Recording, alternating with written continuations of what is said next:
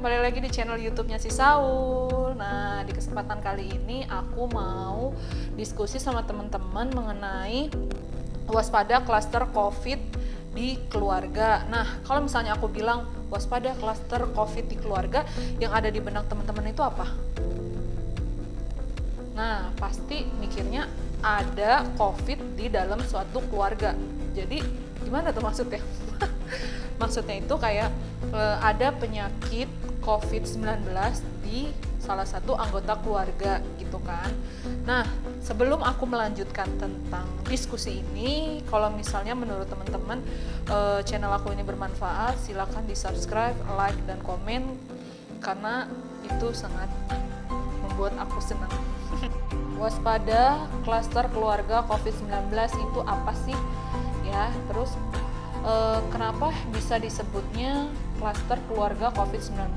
Jadi maksudnya gini, klaster keluarga COVID-19 itu adalah jika dari salah satu anggota keluarga ada yang terkena COVID-19 dan dapat menularkan ke anggotanya yang lain, seperti ke misalnya contohnya yang kena anaknya nanti pulang ke rumah bisa membawa virus itu dan bisa menularkan ke mamahnya, papahnya, kakeknya, atau adiknya gitu kan. Nah, kalau misalnya salah satu anggota keluarga ada yang terkena COVID-19 dan menularkan kepada anggota yang lain, itu dapat disebut dengan klaster COVID-19. Nah, terus gimana sih kok bisa klaster keluarga COVID-19 itu ada gitu?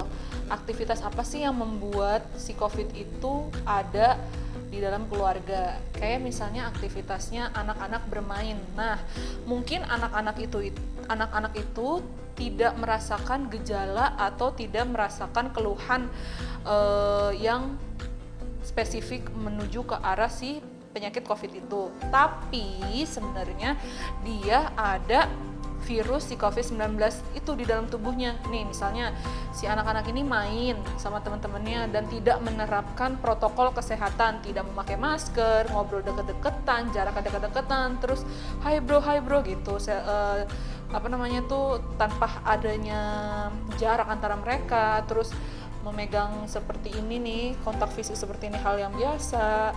Nah, mungkin si anaknya itu merasa fine-fine aja, baik-baik aja gitu, tapi sebenarnya itu hal itu bisa terjadi perpindahan virus dari misalnya temennya itu ada COVID tapi tidak bergejala dan kontak sama itu anak, akhirnya pindah virusnya, terus si anak itu pulang ke rumah, terus saat pulang ke rumah memegang pintu atau ngobrol sama orang tuanya atau apa, itu bisa menularkan ke anggota keluarga yang lain. Karena apa? Si anak itu tidak ada gejala tapi dia pembawa atau karier.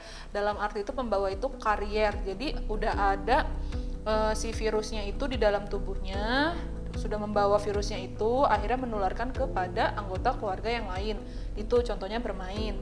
Terus aktivitas kumpul warga, kayak misalnya biasa gitulah ya, ibu-ibu suka pada ngegibah gitu kan. Itu bukan hal yang ditutupin, itu emang hal yang umum yang sering terjadi di dalam suatu warga gitu ya. Misalnya si ibu itu main ke rumah si temennya, ngobrol-ngobrol, bu ini bu gitu, tanpa menggunakan masker, tanpa menjaga jarak, tanpa menerapkan protokol kesehatan. Nah, itu bisa menyebabkan terjadi penularan dari si COVID-19 ini, kumpul-kumpul antar warga gitu. Bukannya saya tidak menganjurkan buat teman-teman atau siapapun ngumpul dalam keluarga, ya tidak apa-apa asal menerapkan protokol kesehatannya dengan menjaga jarak, menggunakan masker, dan juga mencuci tangan atau memakai hand sanitizer gitu. Aktivitas yang membuat klaster keluarga terjadi itu kayak misalnya piknik atau berpergian gitu, atau misalnya berpergian ke mall atau ke tempat keramaian tapi tidak menerapkan protokol kesehatan, itu bisa terjadi penularan si COVID-19 ini. Jadi kalau misalnya kita mau berpergian ke tempat keramaian, lebih baik kita tetap menjaga jarak, tetap menerapkan protokol kesehatan, dan selalu menggunakan masker dan membawa hand sanitizer gitu. Kalau bukan diri kita yang menjaga, siapa lagi gitu kan. Saya melindungi kamu melindungi saya, seperti itu kan maksudnya. Nah, terus abis itu apalagi sih? Nah, upaya pencegahannya klaster keluarga COVID-19 itu apa sih? Nah, upaya pencegahannya itu apa sih? Nah, tidak lupa menggunakan masker. Nah, karena pemerintah juga telah memberikan protokol kesehatan itu dengan 3M. Nah, 3M itu apa sih? Menggunakan masker, mencuci tangan, dan menjaga jarak. Jadi masker itu menjadi kebutuhan atau hal yang kita kebiasaan yang harus kita lakukan ketika kita ingin berpergian keluar gitu kan. Masker itu menjadi hal kebutuhan untuk kita. Nah, terus habis itu yang kedua, tetap menjaga jarak minimal 1 meter. Jadi teman-teman kalau mau kemana-mana, misalnya mau ke Indomaret atau belanja bulanan atau apa, tetap lakukan social distancing, menjaga jarak 1 meter minimal. Terus lakukan selalu mencuci tangan. Nah, kalau misalnya mencuci tangan agak ribet, kita bawa hand sanitizer aja. Hand sanitizer tuh kebutuhan yang wajib yang kita bawa ketika keluar hand sanitizer. Jadi kita bisa megang ini hand sanitizer, kita bisa megang ini hand sanitizer gitu. Bukannya lebay ya, bukan. Jadi kalau misalnya dia bilang, ih lebay banget sih lu bawa-bawa hand sanitizer, pakai hand sanitizer, ya bukannya lebay. Kita protect diri kita sendiri dan melindungi mereka juga gitu kan. Terus habis itu apalagi ya, balita dan lansia lebih baik di rumah. Kenapa balita dan lansia lebih baik di rumah? Karena balita itu imunnya berbeda dengan orang dewasa, dan lansia itu imunnya juga berbeda. Maksud berbeda gini, kalau lansia biasanya suka ada penyakit penyerta kayak misalnya darah tinggi, gula, itu kan penyakit yang hampir semua lansia biasanya ada gitu kan. Nah, itu beresiko atau dapat memperparah si lansia itu jika terkena COVID-19 itu gitu. Namanya komorbid atau penyakit penyertanya. Terus tetap di rumah aja kalau kalian memiliki imun yang turun, karena yang tahu imun kita turun atau bukan itu diri kita sendiri. Kalau kita ngerasa imun kita lagi turun, lagi drop, lebih baik di rumah aja. Minum vitamin, terus minum obat-obatan, terus istirahat yang cukup, makan yang bergizi. Nah, kalau misalnya sudah memang sudah ada perbaikan, baru boleh gitu kan. Terus gunakan uang elektronik. Jadi sekarang itu uang cash lebih baik dikurangin. Lebih baik menggunakan uang elektronik gitu, kayak pokoknya uang elektronik kayak gitu. Terus jaga jarak. Terus jangan kalau misalnya kita nih keluar nih, terus ketemu teman lama, udah lama nih kita nggak ketemu sama dia, bawaannya mau peluk atau mau hai bro gitu, kayak salaman atau apa, itu dihindarkan dulu gitu. Lebih baik kita say hello aja, hai gitu. Kalau misalnya dia mau salam kita gini aja gitu. Untuk apa? Kalau misalnya dibilang lebay banget lu, cuma salaman doang nggak mau, mohon maaf, saya melindungi anda melindungi saya, gitu aja, nggak usah repot-repot. Itu ya upaya pencegahannya. Terus tipsnya apa sih nih sehat saat berpergian di era pandemi ini? Tipsnya itu yang pertama, jika Anda merasa sakit, tetap di rumah saja. Jangan terlalu memaksakan kehendak untuk keluar rumah, karena saat itu imun kita lagi turun. Kita tidak tahu di luar kita ketemu dengan siapa, kita berbicara dengan siapa, imun kita turun, dan dengan mudahnya si virus itu masuk ke dalam tubuh kita. Terus tetap menjaga jarak minimal 1 meter, social distancing, karena dari pemerintah juga sudah sudah memberikan info-info atau edukasi kepada masyarakat bahwa menjaga jarak itu sebenarnya ampuh untuk mengurangi penularan dari si COVID itu. Dan gunakan masker.